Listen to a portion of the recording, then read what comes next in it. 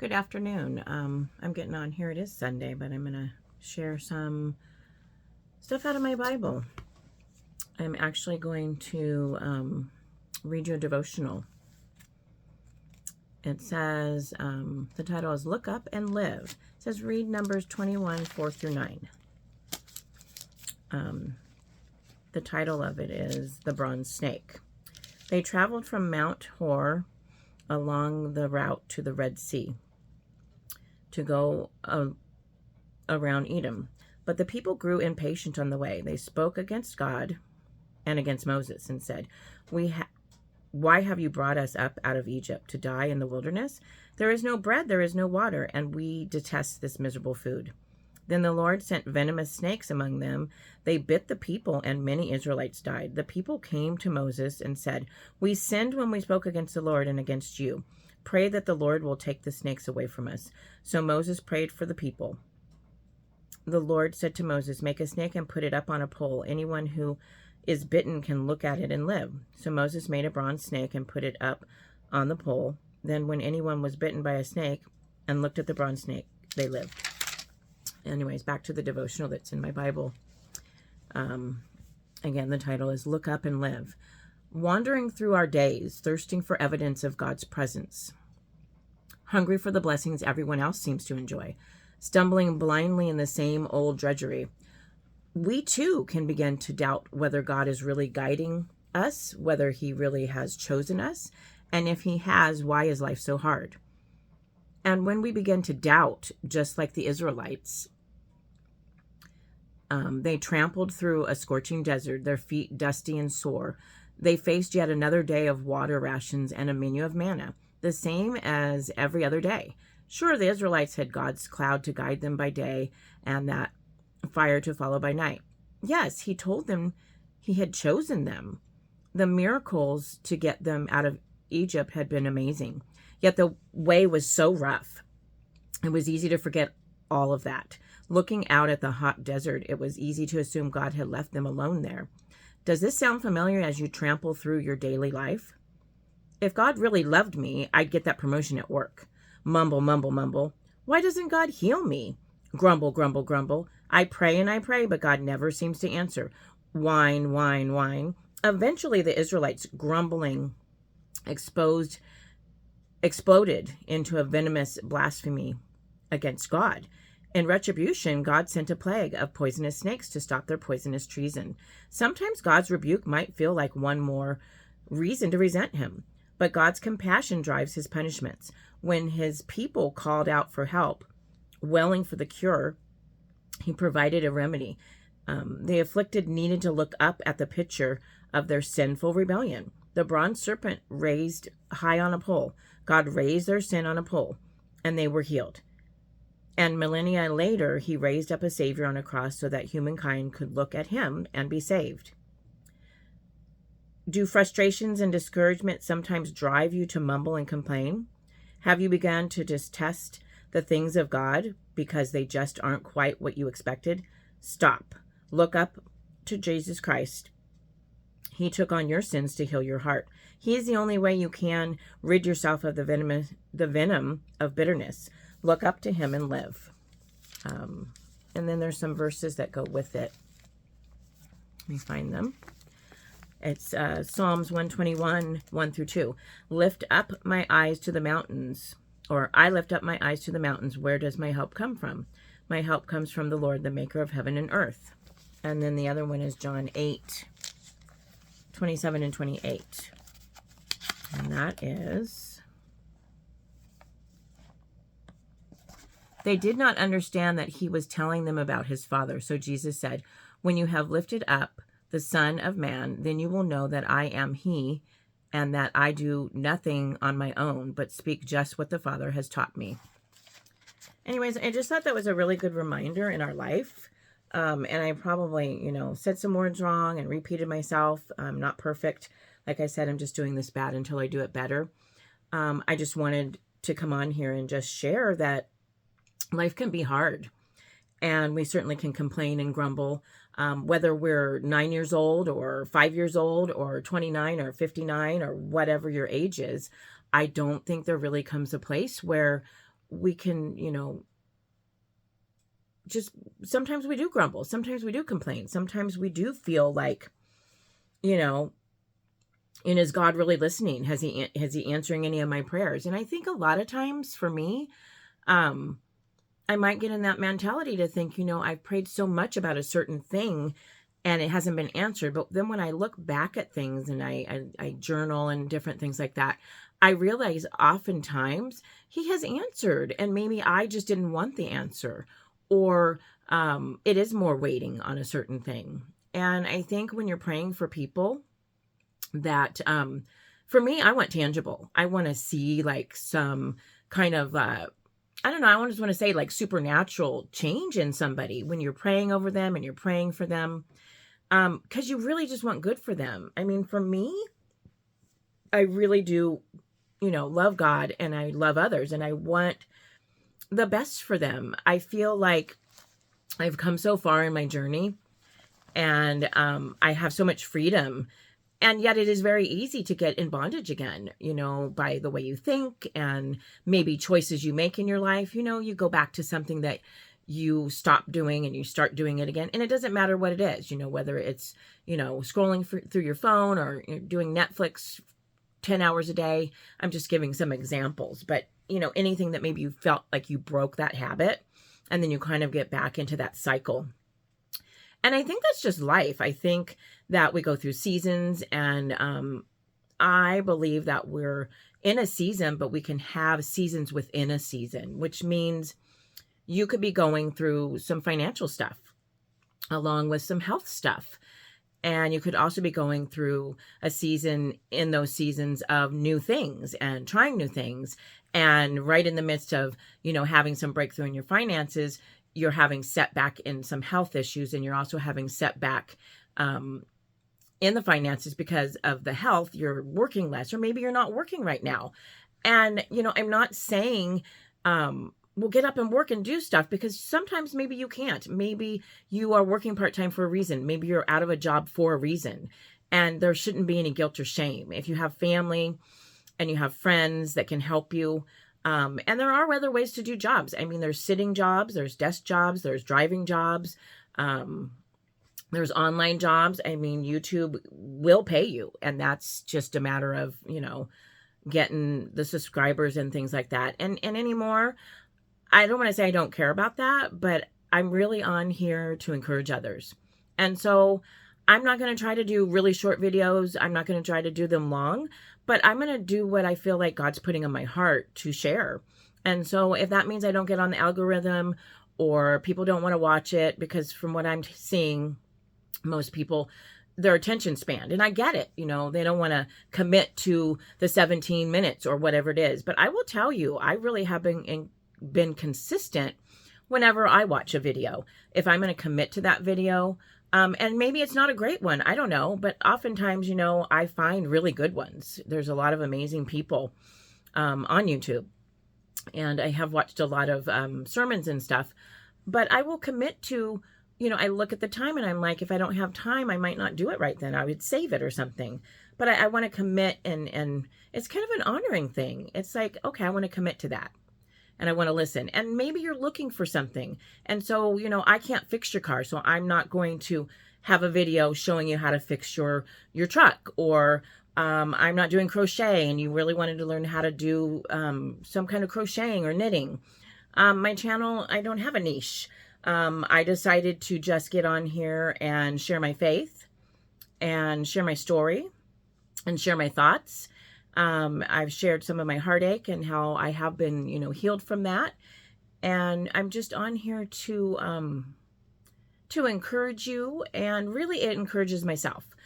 This is kind of cool for me because I know that, my sons and daughters and grandchildren, those that, care about me, friends, etc., would maybe someday see these. And I don't know when the good Lord's going to take me, but this is sort of kind of a legacy in a way, I guess, because when I'm gone, somebody that cares about me would be able to see that I have a channel, and they would be able to watch my videos.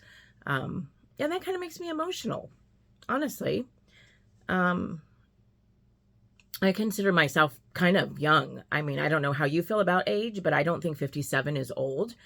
And I always joke about how, I'm going to live to, 124. I don't know how old I'm going to live to. Nobody knows that. God is the only one that knows the time and day that will go. And I leave that up to him. But I just think about how we can really rewrite the pathways in our brain, and we can choose to put positive things in our brain, in our mind, in our thoughts, in our eyes, in our ears. Because if we're not, it's going to come out negative.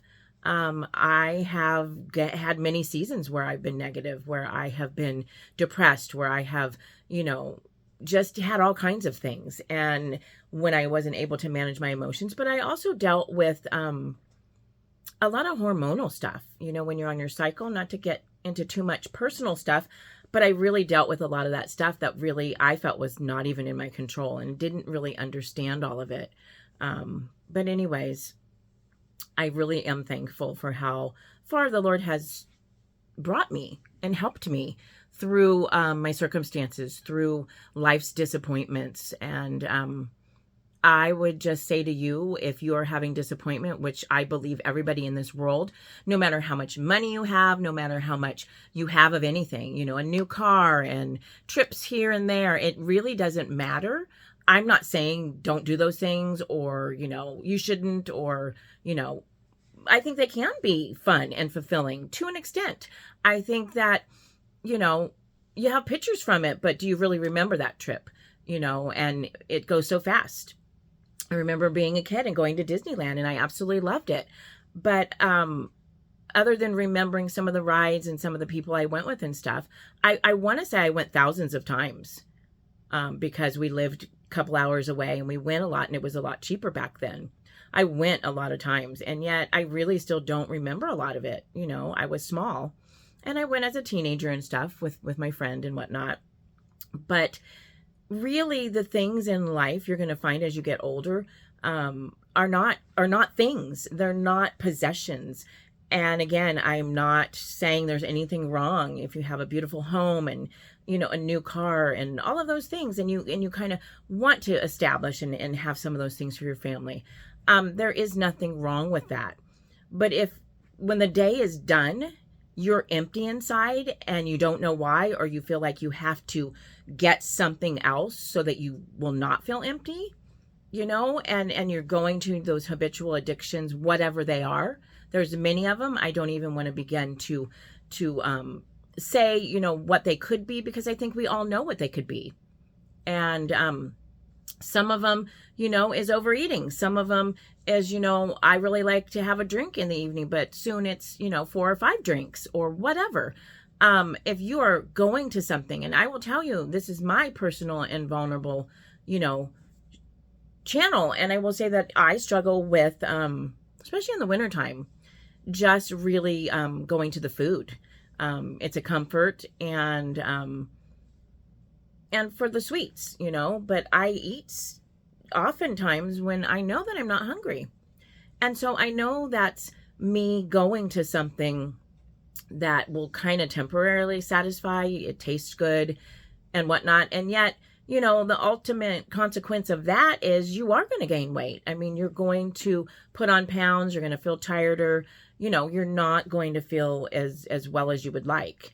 And so, because I'm not perfect, I'm human, I do spend time in my Bible. I do spend time with the Lord. I do pray. I do other things too. I'm doing my YouTube channel. I will look at other YouTube channels, and I will listen to sermons. I will go to church and, watch movies and encourage other people the best that I can, do my exercises and go on my walks.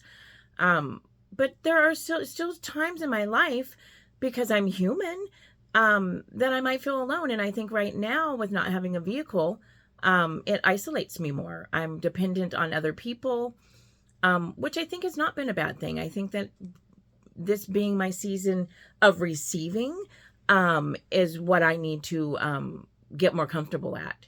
And that's hard, because I like to be dependent, and I like to, get in my own vehicle and go where I want, when I want.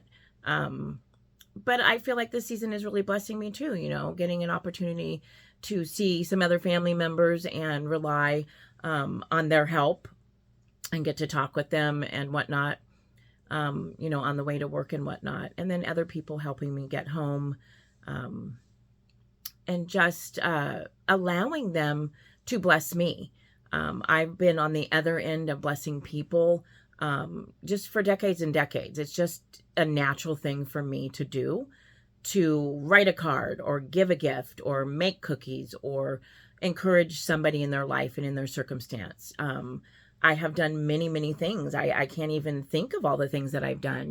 I've given money. I've, gotten a sandwich for somebody. I've done many things. I remember this lady that actually was the first time I worked at the store I'm at.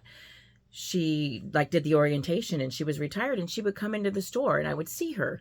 And I just really felt so strongly in my spirit. I wanted to write a note for her. And so I did. And then I didn't see her for a while, but I wrote this really long note, just kind of about life and about Jesus and about a lot of stuff. And then I really felt like I wanted to honor her, because she retired and everything. And so I gave her one of my mom's Hummels. I only have just a few, so now I have two. And I gave her one that I thought would mean something to her. I don't know if it really ever did mean anything to her, but I remember seeing her and I had it in the locker. And so I went back and got it, and I was just like, oh no, I don't know if I can find her. And then I found her, and I went up to her and I said, I don't know if you remember me. And I said, and I said, and your name is, and I said her name. And she said, yeah. And I said, well, I have something for you. I said, I wrote a note for you, and I have a little gift for you. And she just looked so surprised. I mean, she must be in her 80s, maybe older. I don't know. And she was on oxygen. Nicest lady. And she just looked so surprised. And I don't know that she opened it there. I don't remember. But I just said, I just want to honor you. I know you've retired, and I really appreciated, all that you have done for this store, that it mattered to me. And I'm sure it mattered to others. And I think I maybe saw her a few other times, and, she smiled and whatnot. I didn't know if I was supposed to say anything else to her, but it just really was deep inside of me to do something for her. And I've had that happen, I have it happen more than not. I don't always follow through. I think that, the Holy Spirit is speaking to us quite often.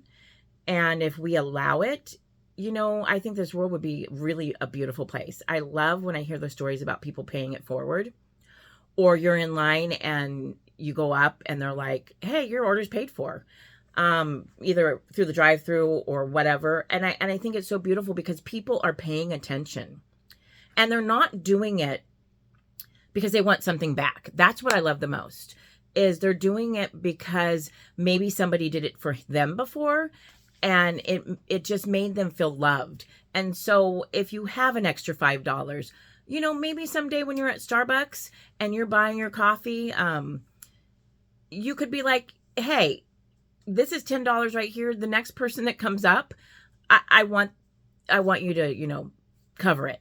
Or you're driving through McDonald's, you have your kids screaming in the back, and, you're tired and it is a little tight, but throw them $20 and say, you know what, the next order, I'm paying for the $20, whatever you can do. I listen to K-Love and Air One, but mostly K-Love, and it's a Christian music station. And they'll say, if you can't find somebody kind, then be somebody that's kind. And you know what? We all have the ability to be kind. I think often it can be easier to be kind to strangers. I think that when we live with our family and we see our family all the time, and even our friends, we get more comfortable, which is kind of, I don't know, that's kind of a good thing in a way. But I mean, I think we should still be able to have our, I don't know, lack of a better word, our manners. We still should be able to say thank you and please, and wow, I'm really sorry, or I'm just really tired today. And I just, you want to get home and you kind of just want to chill. And a lot of times at home, you have things you have to do. You have responsibilities. If you have animals, then, you got to make sure they have water. You got to make sure they got their food at different times.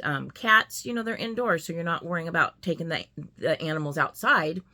but you've got the litter box to clean, and just make sure they have all over health. If you're raising children, well then, there's school all day and you're working, and then you're back, and then there's dinner to plan, and you want to have the food that you can feed them. And sometimes it is McDonald's, and sometimes it is, a Hot Pocket, but you really want to think about what other things can I put into my body and into my children, so that they're actually in a better mood. Because I know there's so many chemicals in the processed food and in the sugar that it actually can make us grumpy and depressed and mean. And those that struggle with ADHD and ADD, which I do struggle with, I think the ADD, can really make things harder for yourself. And so you're thinking and wanting to think about, how can I better do these things? How can I manage my life? How can I do all of this stuff and be gone all day and then come back and try to bring your household together? And households today might only be a mom, and you're part-time doing mom, and then dad's taking over in another household and whatever, and it can be hard. Child's going in different places, and that can be frustrating and so different than what you're used to. And yet it is what it is, and you want to make the best of it. And so you're just like, what is the best thing? I mean, I think I use reminders on my phone of things I need to do.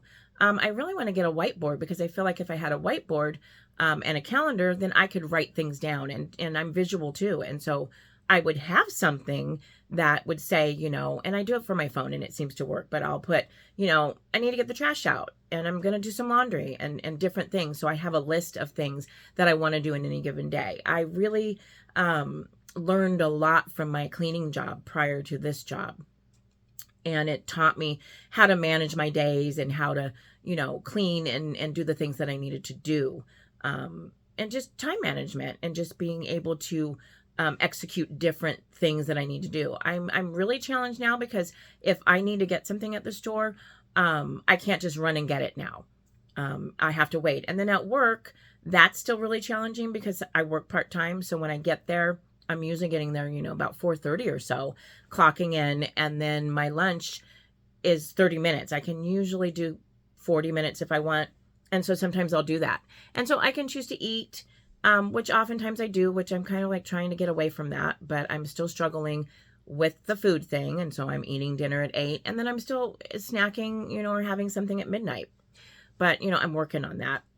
And so I thought, sometimes I will just do a little shop during my lunch, if I need something. But honestly, I like to shop at another store that's cheaper.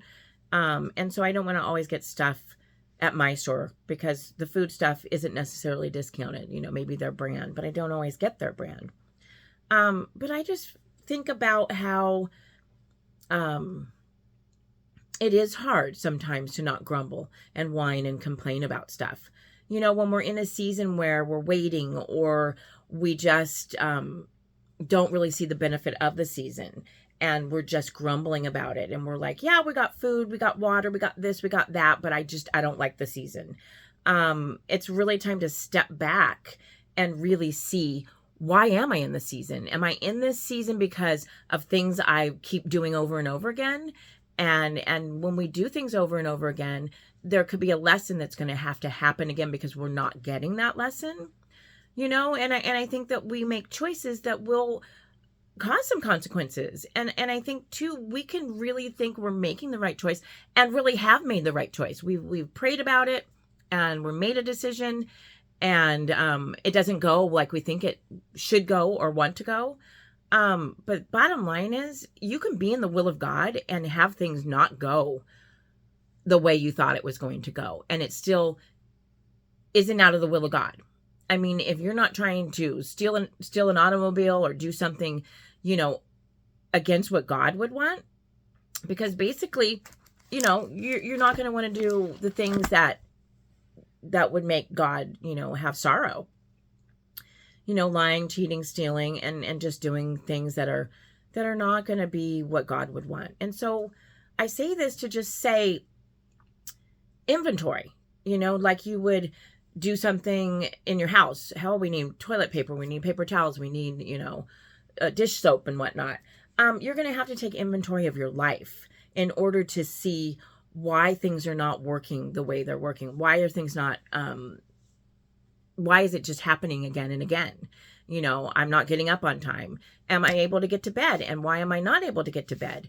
Am I not setting an alarm? Am I, you know, not able to get up in time because of this, that, or the other thing, or because of certain things that I do all week long?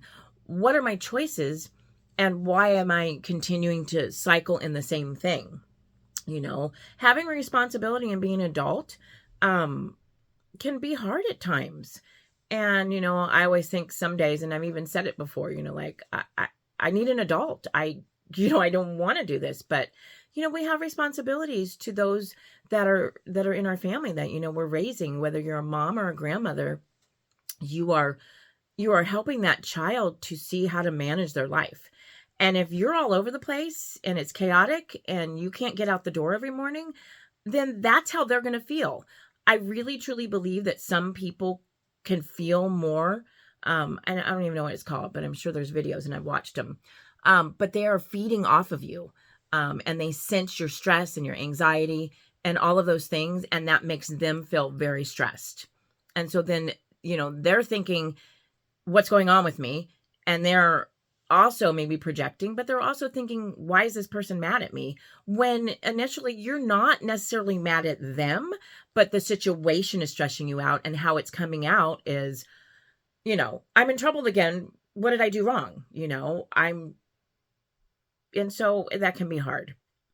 And I just feel like we have to be able to manage ourselves. And we have to be able to take extra time if we need extra time to do what we need in order to help that person. Just like, you know, I've probably mentioned it before, but when you're in the airplane and you got to put that mask on to get your oxygen before you help that next person. I mean, in your mind, it's like, well, they're little, you got to put this on them and get going. But if you pass out, you're not going to be able to help anybody. So you've got to make sure that you have your strength. You've got to make sure that you have your oxygen so that you can help others around you, the ones that need you, you know, the ones that are young, that aren't adults yet. They're learning, and they're learning from you, and they're learning from family and friends, and they're going to make decisions as they get older and older. And anymore, teenagers are really starting at like 11 or 12, if not sooner. And so, because they're just so advanced with everything that they can do. Back in the day, we didn't have cell phones. You know, we went outside, and I mean, I don't know if I ever played kick the can, but we played outside. I would catch pollywogs and, you know, swing on swings and rollerblade and ride my bike and just be out. The whole summer was like I was outdoors, you know, go swimming and whatever else. And so we weren't on our phones. We weren't playing video games. I think my friend did have like Atari, but we were pretty much outside. We were doing stuff outside, you know, and I think that we were getting plenty of vitamin C or vitamin D. And now people are not, because they're indoors so much. Excuse me. But I just think that we really always want to be learning, and we want to be learning by the mistakes that we make so that we're not making them again. And we want to be able to see our blind spots so that we can change those things, so that we're able to do the things that we need to do as a mother or a father or an uncle or an aunt or a grandmother or a grandfather. Because if those things are in the way, it's going to be really, really hard to help other people, to help the young people in our life. I've done daycare, I think 3 different daycares, and I absolutely love daycare. I love working with kids. I have a real heart for kids, and I often think if it's something that I would go back to. I mean, I did go back to it in June of 2023, and I didn't really know where it was going to lead. It didn't work out. I won't even get into that, but it was still a gift that I had. It came very natural to me, and I had a really deep love for these kids. I wanted to care for them. They were important to me. They mattered to me. I really have a deep love for children, and I really do love animals. Those are 2 things that I'm really passionate about. And I have, you know, watched my grandkids. I have taken care of other people's kids, and I've taken care of animals and, watched people's homes and stuff. I guess bottom line, when it all comes down to life, it's your relationships. It's how you interact with the people in your life. And sometimes you don't get to see the people you really want to for so many reasons. But the people that are in your life and that you do get to interact with, I think that you should make the most of it, because you do not know when somebody will leave. You do not know when somebody won't be in your life anymore for whatever reason. Like I said, I've said in my other videos, somebody moves away, or they pass away, or they decide they really don't want to be your friend anymore, or they don't want to be your husband or wife anymore. And these things can really be devastating. It can be really hard when you've been around somebody for decades, if it's 10, 20, 30, 40 years, and all of a sudden they're like, yeah, this isn't really for me anymore. And you're just like, wow. So it's hard, but there's healing if you choose it. And it can take a long time. I'm going on, an 8.5-year journey of this, and I really have made a lot of breakthrough in the last 4 years. I want to say since 2020, but maybe even before that. But, there's just been layers, and there's been different things that have happened. There's always detours. There's always distractions. There's always other family things that are going on. And so, yeah, that can be hard and frustrating, and sometimes you don't want to deal with it, and you have to step back and take a break. I'm not really good at that. I usually am like, I want to learn it, let's do it, and I will do the work. Right now I am in a really good season, and I'm really just enjoying whatever the Lord has for me, and I'm very thankful. I may have gotten off topic. It's something that I do. I rabbit trail. And I'm pretty sure there's a lot of people in this world that do that as well. I didn't know how long this video would be, and anymore I'm not really concerned. Either you're going to watch this or you aren't. That's really up to you. If you like my videos, subscribe and like and share, and leave a comment. What are some of your struggles? Do you find yourself complaining and grumbling and whining about things? And does it do any good? Do you have other outlets and other ways that you can do that instead? Journaling, or focusing on some other creativity that you could do. I'm learning more and more that I really do need to be in the Word of God, because it is a really amazing tool to help me in my journey. I do have many, many hours that I pray, because I'll wake up early and I'll just be in bed and I'll pray. And I'll pray at night, and I'll pray throughout the day for many things, for my family and my friends and people I don't know. And I really have had just a burden for all of the children in the whole wide world. And so I will just pray.